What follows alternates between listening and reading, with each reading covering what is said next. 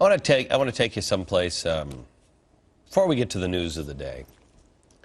I don't know. I was with some good friends this weekend. We sat around a dinner table. I bet we spent 10 hours around that dinner table over the weekend, just talking. I'm talking about where we're headed as a country and what life is going to be like when we're old and our kids are bringing the grandkids in. And what our dreams and hopes and aspirations are for our kids and the future. We're living in historic times.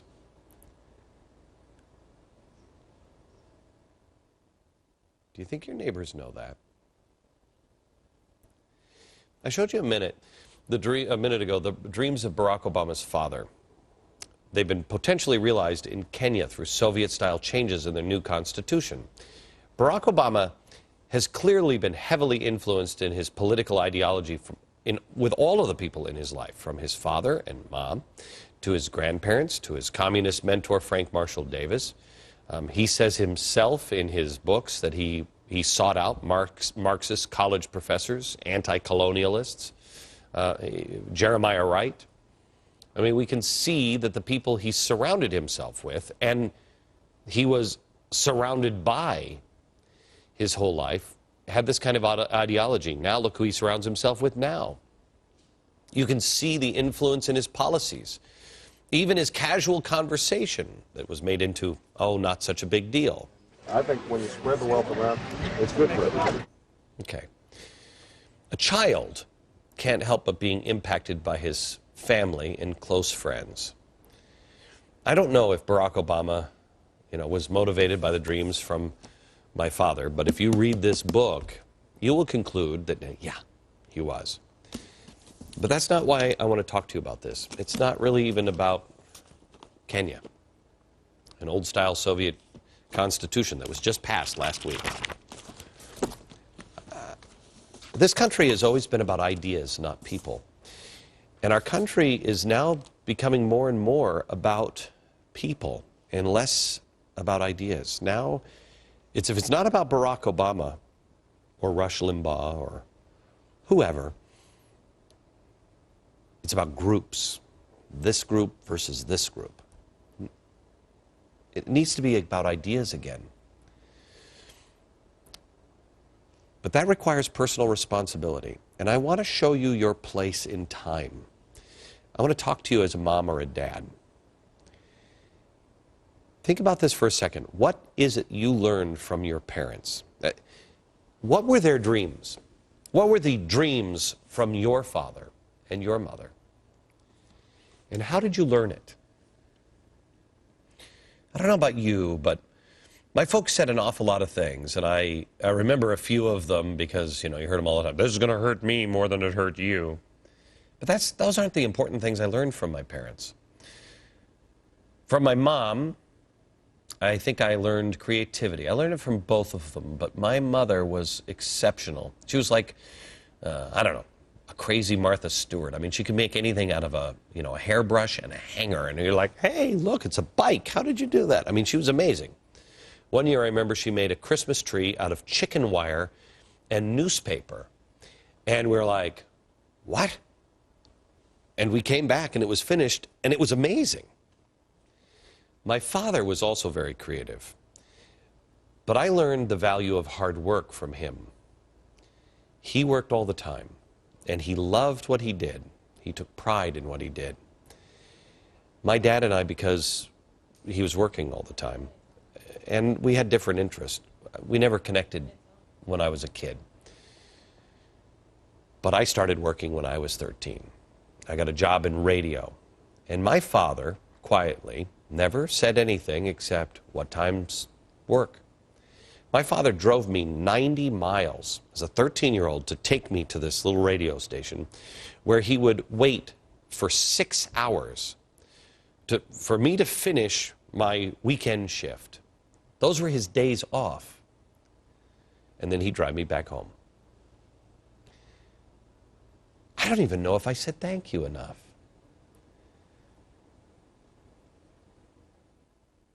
What was the dream of my father? Through his action. Well, I think to show his son that he loved him. And that love doesn't come through hugs. Love comes through service.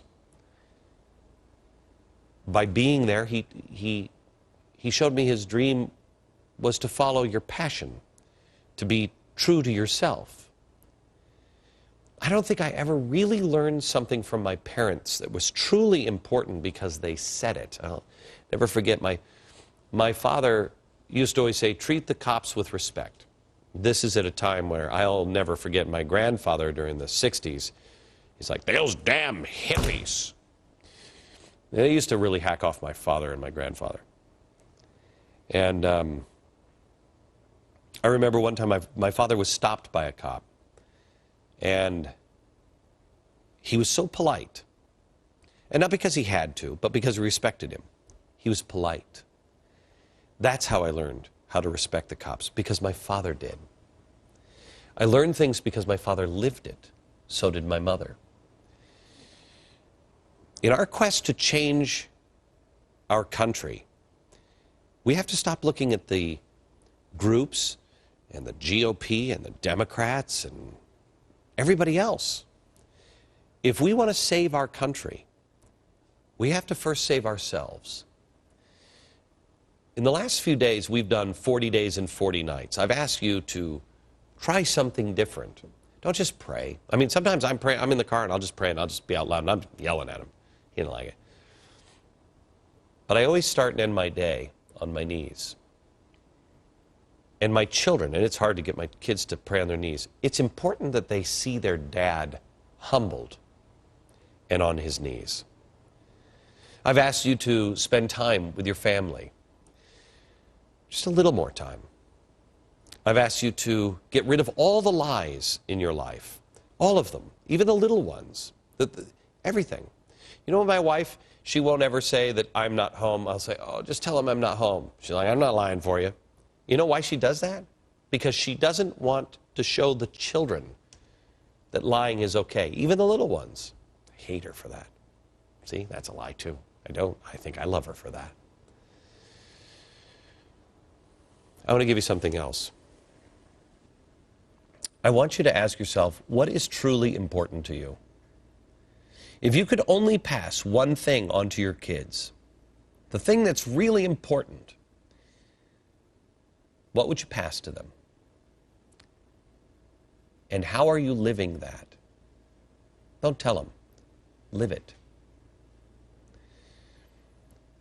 I told some friends that work with me, we're all dads, and quite honestly, we work hard. I feel like my father sometimes.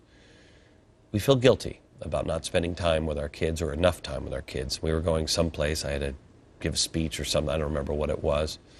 And we were all on the plane and we were all pining for our kids. And this just spilled out of me. I said, this too shall pass. You know, George Washington and John Adams and Jefferson, all of them. They weren't around their kids either. But you don't have to go that far. Those who are currently serving in the military, they're not around their kids either. It's just their time, and it's just what they have to do. I don't know about you, but I've never met a son or a daughter of a hero soldier that was out in the field fighting. I've never seen somebody say, yeah, my dad was a soldier and he was out fighting. I've never seen that coupled with antipathy for our country. It's always love and devotion for our country in their children. Through the actions of their parents, they learn the dreams of their father and mother. Our actions have a gigantic impact. So how does this apply to you today? We talk a lot about, see the second half of the show where we're going to talk, make your head explode. We talk about things that are happening in our country. Let's say you work for a union. Are your kids hearing you watch this show and say, he's right. He's right. Honey, he's right.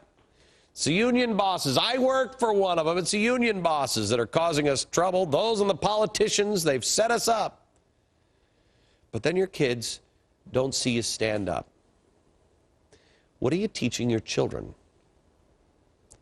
Are you teaching them that the everyday guy can't make a difference? If you're saying, and I've heard this in the last couple of weeks, I'd like to be there at 8:28. Boy, it's important to be there at 8:28. It steps the Lincoln Memorial. But I don't know. I mean, something could happen. There could be problems. I've heard. Are you teaching that to your children through your actions that terror works, that people can frighten other people into sitting down, shutting up, being quiet? I don't know what you believe.